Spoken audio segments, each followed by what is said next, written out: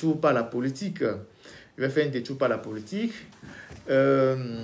Nous savons tous ce qui s'est passé ces derniers mois au Togo, la nouvelle constitution taillée sur mesure pour Faure Gnassingbé qui a été fabriquée notamment par les députés, et puis après les élections législatives avec les résultats qui s'en sont sortis et l'Assemblée nationale pratiquement monocolore qu'on a aujourd'hui. Et à l'époque, lorsque les manœuvres avaient commencé pour modifier la constitution, on se rappelle que Kofi Yamyan, qui est un homme politique togolais, avait lancé un appel à tous ses compatriotes, un appel pour que les gens puissent s'organiser pour faire échec à ce projet totalement funeste de faire du Togo une monarchie de fait incarnée par le clan Gnassingbé. Et donc, on avait fait écho de cet appel de Kofi Yamyan sur notre site internet L'Alternative. Et après, le régime a continué, en faisant la sourde oreille, a continué à mettre en place son assemblée monocolore, son dispositif de changement de constitution, qui permet à Faure Gnassingbé d'avoir aujourd'hui un pouvoir à vie. Et on a vu aussi que avec les dernières élections, l'opposition, en tout cas ce qu'il en reste, est sortie totalement très affaiblie. Pas parce que le peuple n'est pas engagé, mais beaucoup plus parce que cette opposition n'arrive plus aujourd'hui à trouver les éléments qui permettent de faire de la mobilisation. Et donc, on était dans une dépression politique pendant un bout de temps, depuis la dernière présidentielle de 2020, et jusqu'au décès de Kodjo et d'Agboume après. Et aujourd'hui, certains ont trouvé nécessaire de se réorganiser par rapport à ce projet qui fait de Faure Gnassingbé carrément un monarque de droit divin sur le Togo. Et donc, l'appel de Kofi Yamyan a suivi son cours. Et depuis quelques jours, on a vu sur les réseaux sociaux qu'il y a une initiative qui a été rendue publique avec une dénomination, à savoir Freedom Togo. Donc, un appel qui a agrégé un certain nombre de personnalités qui ont pris le temps de travailler pendant quelques semaines pour ressortir depuis la diaspora une initiative qui permettra de remobiliser les Togolais et de retourner à l'assaut du régime. Donc, moi, je voulais placer rapidement un mot pour dire de telles initiatives sont à saluer parce que quand vous êtes un homme politique, les échecs ne doivent pas être pour vous la fin de toute chose. Il faut savoir se réorganiser pour se relancer dans la lutte. Et il n'y a qu'aujourd'hui des Togolais qui sont conscients, qui comprennent qu'il faut se réorganiser. Il y a ceux qui sont défaitistes, qui disent « ouais, il faut abandonner tout ça, on n'a pas les moyens, on ne peut plus rien, le régime est trop fort ». Mais ce n'est pas des postures qui vont nous aider à reprendre la lutte. Donc, il y a cette initiative de Freedom Togo qui a été rendue publique par un communiqué il y a quelques jours. Et le lancement est prévu pour le 20 juillet prochain. Et je l'ai dit tantôt, c'est une initiative qu'il faut saluer, qu'il faut encourager.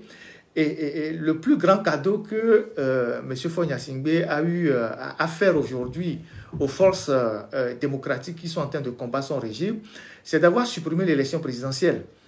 Je ne sais pas si eux-mêmes, ils en sont rendus compte, mais le fait qu'ils ont voté une nouvelle constitution qui instaure le régime parlementaire et qui supprime de facto l'élection présidentielle, cela est un atout indéniable pour les forces démocratiques.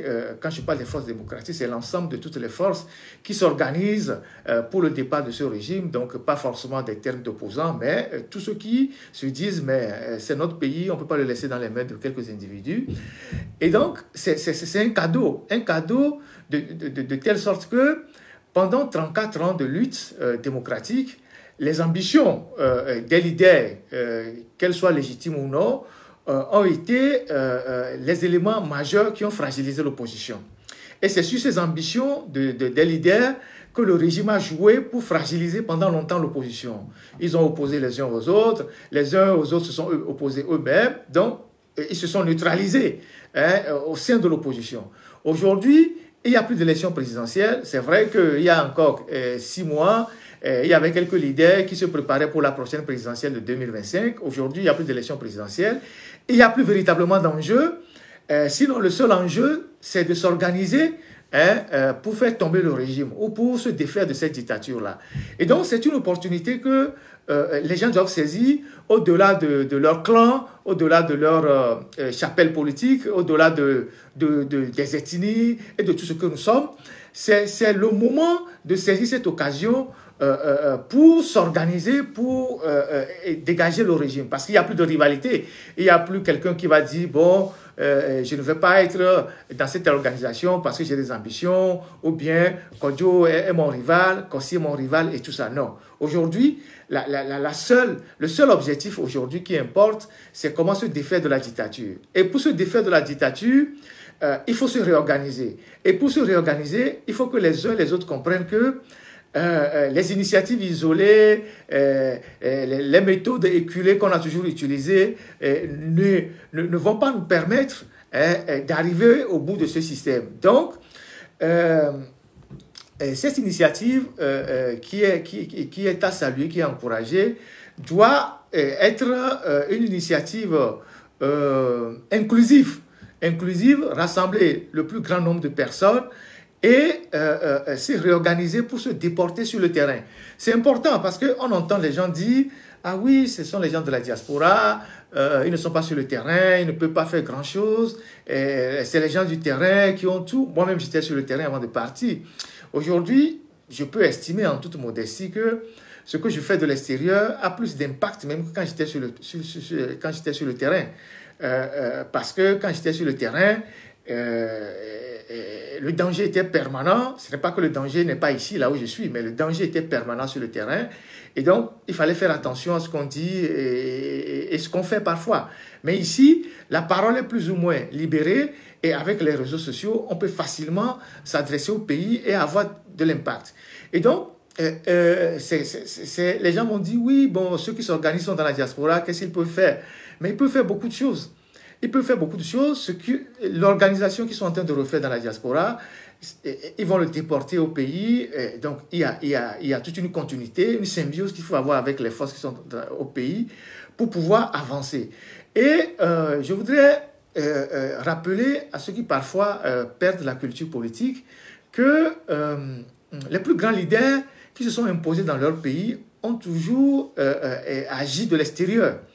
Le Parti communiste, par exemple, beaucoup ne le savent pas. Le Parti communiste a tiré ses sources, ses origines en France, où Mao était en France ici. Et puis, beaucoup de cadres du Parti communiste chinois étaient en France ici, et particulièrement à Montargis. Deng Xiaoping, qui a fait la plus grande réforme après Mao Tse-tung, était à Montargis, ici en France. Et c'est de là qu'ils ont peaufiné les idées en militant dans les cellules gauchistes et tout ça. Ils se sont vraiment formés pour se déporter au pays. L'ayatollah Khomeini, le père de la révolution iranienne, était en France. Et c'est depuis la France qu'ils ont organisé la révolution de 79 en Iran. Et il lisait même son Coran sous les arbres ici, entouré de tous les journalistes de gauche qui le filmaient. Et on a vu plus proche de nous les Kagame, et les Kabila et tout autre. C'est des gens qui se sont réorganisés de l'extérieur et ont trouvé les moyens pour rentrer dans leur pays. Et donc, il ne faut pas prendre à la légère le poids de la diaspora et ce que la diaspora est capable de faire, surtout quand les forces qui sont à l'intérieur sont fatiguées. Quand les forces qui combattent de l'intérieur sont fatiguées. Aujourd'hui, une chose est certaine, les forces qui sont à l'intérieur, je parle des organisations politiques, elles sont fatiguées. Elles n'ont plus les moyens, elles n'ont plus les ressources, elles sont considérablement affaiblies. Et donc, il faut que l'oxygène vienne de l'extérieur. Et donc, c'est cette initiative-là qui est en train d'être prise par nos frères, nos grands frères de la diaspora, qu'il faut saluer, qu'il faut encourager. Et elle nous permet, cette initiative nous permet d'oublier toutes nos différences, les petits problèmes de personnes. Et j'ai dit tantôt que, oui, quelqu'un a parlé de Gaulle, d'accord. Oui, oui, De Gaulle depuis Brazzaville et Londres aussi, sans parler de Ho Chi Minh. Ho Chi Minh était aussi en France, hein. Et donc, tous ces gens se sont organisés de l'extérieur. Ça, c'est la culture politique, ça c'est l'histoire qu'il faut avoir en tête. Et donc, aujourd'hui, il faut aller au-delà des petits problèmes de personnes pour se mettre ensemble pour, avec un objectif commun, se défaire de la dictature. Et la diaspora a beaucoup plus intérêt à agir parce qu'aujourd'hui, il y a des gens dans la diaspora qui ne peuvent pas rentrer au Togo. Sauf s'ils rentrent dans les quatre planches, comme Akbome est rentré, comme Podjou est rentré. Les gens qui sont sur le terrain, bon, eux, ils sont déjà sur le terrain. Mais aujourd'hui, il y a des gens dans la diaspora qui ne peuvent pas retrouver la terre de leurs aïeux, qui ne peuvent pas retourner chez eux tranquillement, qui ne peuvent pas décider demain, je prends un billet d'avion, je rentre au pays pour aller voir les siens. Donc, ces gens ont beaucoup plus intérêt à s'organiser. Effectivement, il y a aussi Fidel Castro, merci. Il y a ces gens ont beaucoup plus intérêt à s'organiser parce que c'est eux qui ont beaucoup plus intérêt à s'organiser pour rentrer au pays. Et donc, il ne faut pas de... Comment je dirais ça celui,